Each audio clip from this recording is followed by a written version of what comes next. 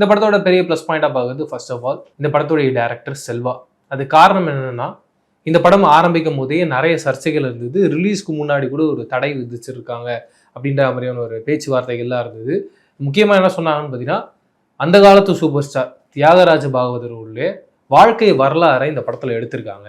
அது மிக முக்கியமாக அவரை தவறாக சித்தரிச்சிருக்காங்க அப்படின்ற ஒரு பாயிண்ட்டை வச்சுருந்தாங்க. அது முற்றிலும் தவறுன்றத இந்த படம் பார்த்ததுக்கு அப்புறமா கண்டிப்பாக புரியும். அதுக்கு ரீசன் இந்த படத்தில் வர ஹீரோ கேரக்டர் பல்வேறு ஹீரோஸோடைய ஒரு கலவையாக தான் இருக்கே தவிர இவர் இந்த ஹீரோ தான் அப்படின்றது நீங்கள் கரெக்டாக ஒருத்தரை கை காட்ட முடியாது. அப்படிப்பட்ட ஒரு கேரக்டர் தான் டிக்யூ பண்ணியிருக்க கேரக்டர். அண்ட் இந்த திரைப்படத்துடைய மேக்கிங்காக நான் ஒன்றும் நான் சொல்லுவேன்.